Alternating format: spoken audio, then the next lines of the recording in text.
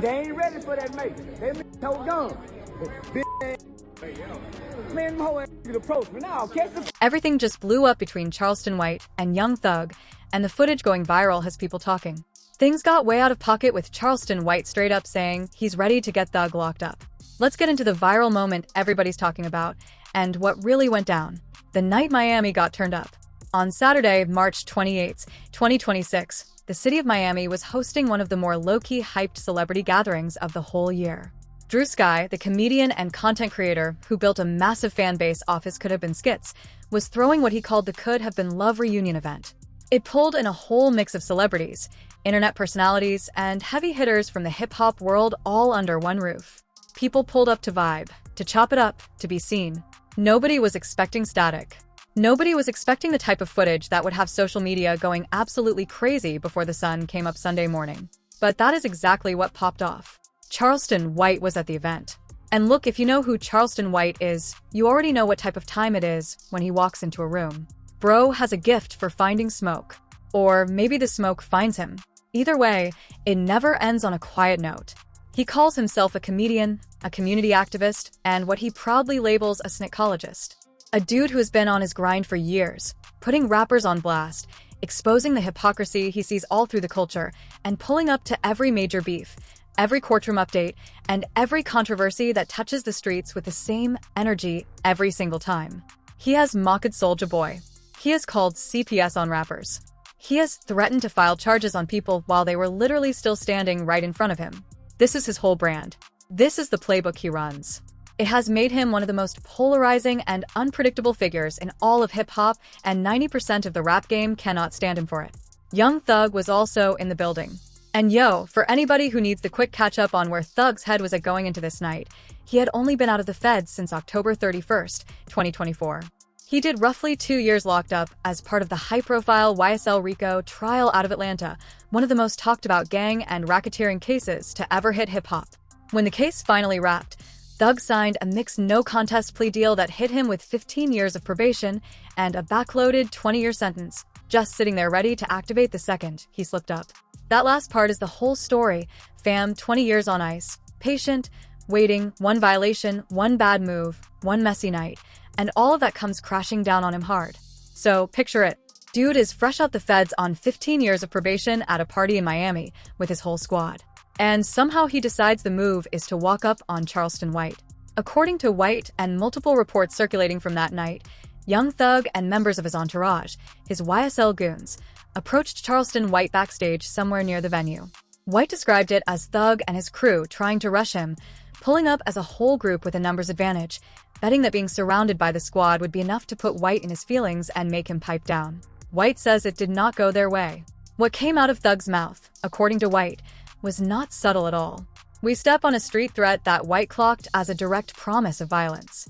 And then one of Thug's boys made the message even clearer. He was about to lose his life right there. One of Thug's associates allegedly reached for or clutched what White believed was a strap, never fully drawing it, but making the gesture visible enough that everybody in the area understood what was being communicated. The words from the associate, "Don't lose your life in here." Charleston White's response, "Homie pulled out mace. Not his hands, not own heat." He pulled out a canister of mace, the same Burl mace he has been calling undefeated for years, and stood his ground right there at the function while security dudes and SECU shirts scrambled around trying to de-escalate the whole situation before it went sideways. Wait, and they tried to rush me. Them niggas tried to rush me, y'all. Guess what they did? That mace has been White's trademark move since the Soulja Boy situation in 2022. It stopped Soulja and his crew cold back then. And according to White, it did its job once again at this event. Security contained the situation before it fully popped off. No arrests were made at the scene. No physical injuries were reported. Pulled that mace out on him, and it was that barrel mace. That barrel mace is undefeated. White was nowhere near done.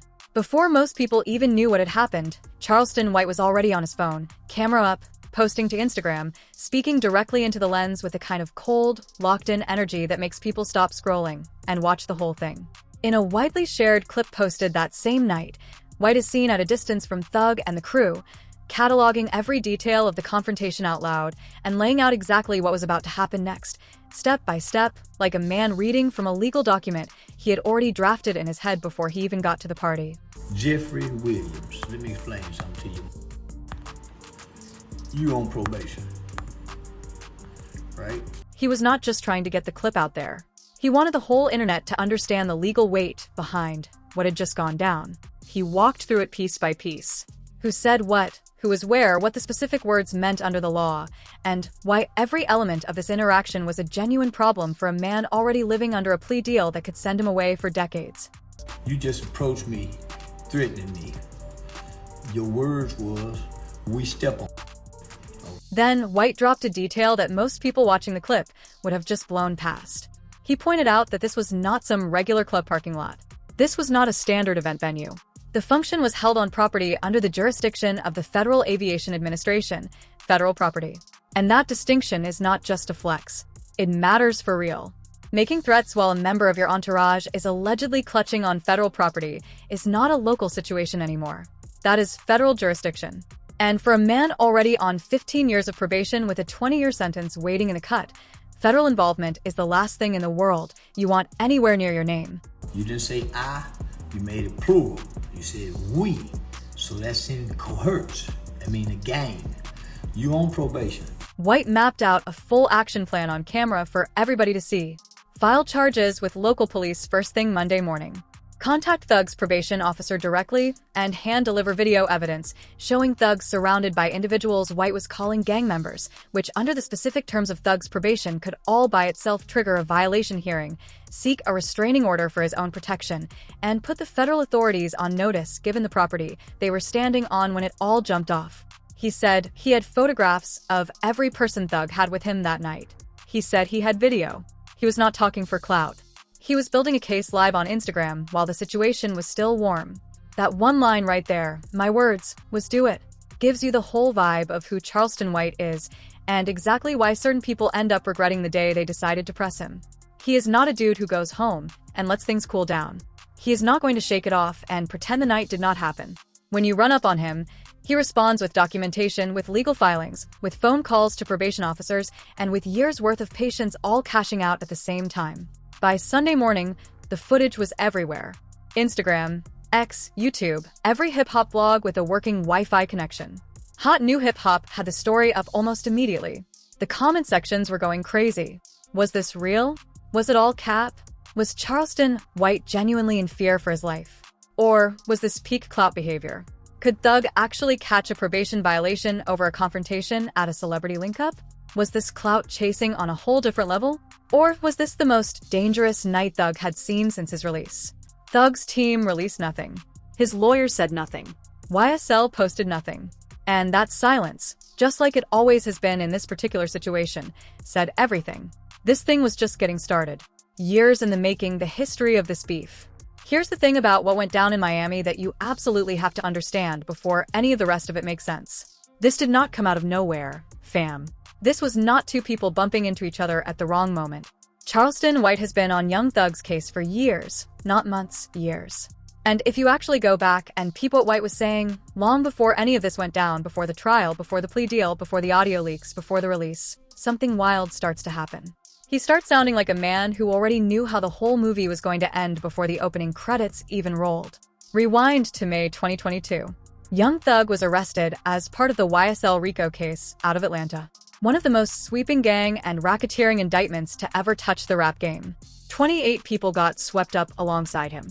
The state of Georgia came in saying YSL, Young Stoner Life, was not just a record label. They argued it was a criminal street gang running under the Bloods umbrella, with Thug sitting at the top of the whole operation. The charges were heavy. Murder, assault, drug trafficking, conspiracy. They used rap lyrics as evidence, a move that had the entire culture shook. And as the co-defendants started making their decisions, the whole thing started to crack down the middle. While most of hip-hop was standing in Thug's corner, or at least watching from the sideline with their arms folded, Charleston White was celebrating loudly publicly on camera. He called the arrests a win for the black community. And then he put a specific confident prediction on the record that Thug would snitch within 6 months. He said it like he already had the receipts locked in a safe somewhere. He was not guessing. He was not speculating. He was calling a shot. Thug won't out. He ain't even been gone 2 months yet. He went further than just the prediction, though. He said you could already hear the desperation leaking through, that the exterior was crumbling before the culture was willing to admit it. In a long run of interviews on CTV, the platform that hosted some of his most viral content before he eventually parted ways with him deep in 2025, White put in real work breaking down every development in the YSL case with the kind of detail you would normally get from a legal analyst, not some dude posting from his living room. He chopped up the co-defendants. He talked about the pressure the state could apply to people when the chips were really down. He called who was going to fold, and through all of it, he kept bringing it back to Thug like a hook in a hit record. The hip-hop world clowned him for it. They called him a hater, a rat apologist, a clout chaser, a bitter old dude with no business talking about people more successful than him. The culture's verdict was unanimous. Charleston White did not know anything. He was just loud and wrong and desperate for attention. Turns out not so much. As the YSL trial dragged through all of 2023 and into the back half of 2024, the case started showing exactly the kinds of cracks White had been describing from day one. Co-defendants were cutting deals. Testimonies were shifting. The image of a solid, unbothered YSL never folding started getting harder and harder to sell to anybody paying attention. And underneath all of that noise, something else was quietly building. Something White had been hinting at for months, dropping crumbs about sources in Atlanta law enforcement, suggesting he had inside information, framing his predictions in ways that made you wonder whether he genuinely had connects or was just extraordinarily good at reading the tea leaves of a situation everybody else was too close to see clearly. Then the audio dropped, and the whole thing went nuclear. In August 2025, footage from what appeared to be a law enforcement interrogation involving Thug's associate Pee Wee Roscoe leaked to the internet. It went viral in hours. The content of the audio seemed to pull back the curtain on what was actually happening inside those interrogation rooms during the YSL investigation. Details that hit differently against the image several people had been projecting for the public. And Charleston White, who had been building up to this moment for 3 years straight, like a rapper saving his best verse for the final track, went absolutely crazy. His reaction content from that period became some of the most viewed material he has ever put out. In one particular interview, White reacted to the audio live, his face cycling through satisfaction and amusement, and something that looked a whole lot like 3 years of waiting finally paying off with interest. He did not take the win quietly. He went fully scorched earth and made it as personal as it gets. What out of the audio, what shocked you the most, though? His answer to that question was one of the most telling things he has said in any interview, because it showed you exactly how long he had been sitting on the certainty, holding it like a card he knew he was going to play eventually. None of it. None of it. Because I've been telling y'all. In a moment that cut through all the noise and hit different Charleston, White, in the middle of reacting to years of vindication coming back to him all, at once broke down on camera. He got emotional. Real tears. The dude who had been called every name in the book, snitch, troll, the worst thing for black people, a cancer to the culture, sat there in front of the lens and let all of that weight come out. He was not gloating. He was releasing something that had been building for a very long time. He talked about what it genuinely cost him to keep saying what he was saying when the entire culture told him to sit down and be quiet. He talked about having his address posted online by people with large platforms. He talked about death threats, about being banned from platforms and having his videos taken down, about celebrities with millions of followers spending time and energy calling for him to be silenced, wishing harm on him and his family, and about how every bit of it had been in response to him saying things that were now playing out on tape for the whole world to see. Then in September 2025, White claimed he had personally applied pressure that contributed to even more material going public, framing himself not as a reactor, but as someone actively driving the story. Whether you rock with that framing or not is almost irrelevant at this point. What nobody could take away from him was the track record. Years of specific predictions, years of naming names and calling shots. And now the receipts were on the table for everybody to examine. Right now, say TCV is looking at all these old videos. I told y'all Young Thug would go tell it. But the thing that really had White's blood pressure up in the months leading directly into the Miami situation was the hypocrisy angle. And this one genuinely had legs because after Thug walked out of prison in October 2024, he came home talking reckless. He came home loud. He came home specifically and publicly taking shots at Gunna, the co-defendant who took a plea deal early in the case and walked free. Thug was out here calling Gunna a rat, calling him soft, painting him as someone who broke the code, while setting himself up as the one who stood tall and held it down. And White had a very specific, very pointed response to all of that. Thug was out here calling another man a snitch, while the audio of him allegedly doing the same thing was sitting in the universe, waiting to surface. Ooh, the hip-hop industry is quiet. I'm not finna be quiet. I've been on you ass. Listen, I done got back focused. He was not cooling off after the audio dropped. He was not done when the trial ended. He was not going quiet after Thug's release. He just kept going. Every new development was more fuel. Every rant was landing on millions of feeds. And all of that energy, all those years of predictions and accusations and callouts and public declarations was fully loaded and present in that room at Drusky's event in Miami when Young Thug and his crew decided to pull up on Charleston White on March 28, 2026. This was not a random collision. This was years of compressed tension exploding the moment two people ended up in the same building. And now everybody was going to feel the fallout. What happens now?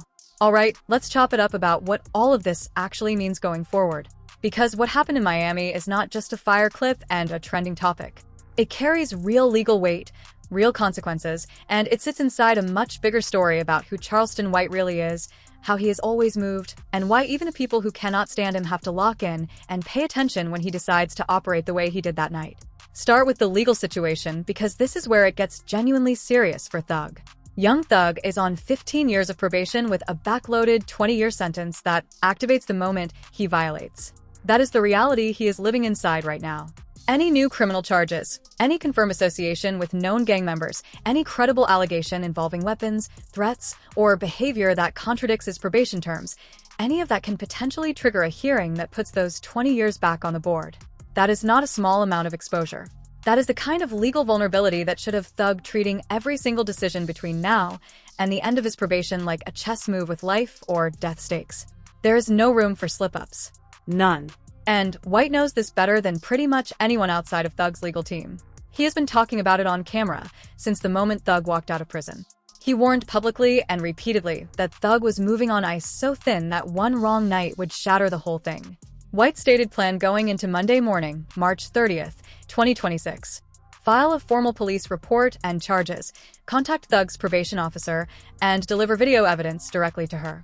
Seek a personal protection restraining order and get the feds involved, citing the FAA property element of the confrontation. He repeated this plan across multiple videos in a row and sounded like a man who had been mentally rehearsing this exact scenario for years. You have no business bother me, nigga, but you got the right one, Jeffrey. As of early March 30th, 2026, no official charges, arrests, or court filings had been publicly confirmed. The situation was still developing, and White's Monday morning timeline had not yet hit. But even setting aside whatever happens in the court system, the video of Thug allegedly on probation in the middle of a confrontation on what White claims is federal property surrounded by individuals he is categorizing as gang members was already running wild on millions of timelines. That alone creates problems for Thug that go beyond just the legal paperwork. It puts his name in the ears of every law enforcement official connected to his case. It forces his probation officer to respond to what is being reported publicly. It makes every attorney who has been carefully managing his image since October 2024 grind their teeth. Atlanta rapper Ro, who has his own complicated history in the streets and his own lane of commentary on YSL, reacted publicly to the situation, indirectly warning Thug and cracking a dark joke about losing his troll target if White's legal moves actually landed. And that reaction right there tells you something important. The people who actually know street culture were not watching this as theater. Complex and hot new hip-hop both covered it as genuine potential legal drama with real probation implications. Not just another round of internet smoke between two dudes who like attention. And from Thug's camp, nothing. No statement, no denial, no counter-narrative. The same radio silence that Charleston White has been flagging and pointing to as receipts for years. Now, zoom out and look at the full picture, because what happened in Miami is the latest chapter in a run that Charleston White has been on for years, and it is a remarkably consistent run. White has a documented track record of inserting himself into hip-hop drama, escalating fast through legal and public channels, and making sure confrontations have real-world consequences instead of just fading into the timeline. He does not let things die quietly on Instagram. He does not accept a handshake and move on. He files the reports. He makes the calls. He delivers the videos. He shows up at the next media opportunity, making sure the story stays alive and loud. He did it with Soulja Boy, pulling out mace when Soulja allegedly pulled up on him with a crew from a Sprinter van, then detailing every second of it on DJ Academics' platform for the whole culture to hear. I want to remind Soulja Boy, you ain't got no ops. He did it with finesse 2 times, and Lil King calling CPS directly after watching a 10-year-old child in what he viewed as a dangerous, exploitative environment, then defending every single step of it as the obligation of someone who actually works with youth for real. Yeah, I did. He told me I did. Yeah, I did. What I saw in that video, the most recent video where I seen Lil King just got knocked out by another little boy they were making fight. He did it with T.I., with Boozy Badazz, with Jay Prince and his son, with Lil Durk, with names stretching across Atlanta, Houston, and Chicago.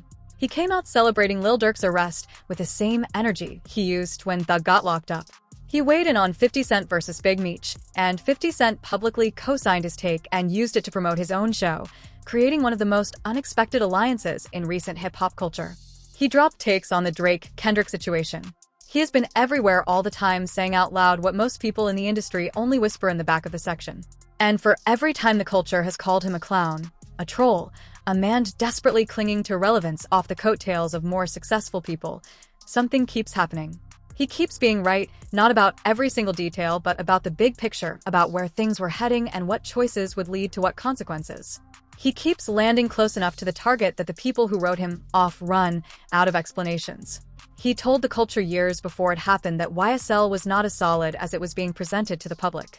He said the trial was going to reveal things that would make the culture uncomfortable. He called Thug cracking before it ever became a topic of discussion. And now it is 2026. Thug is on the back end of a plea deal that has 20 years of prison attached to it.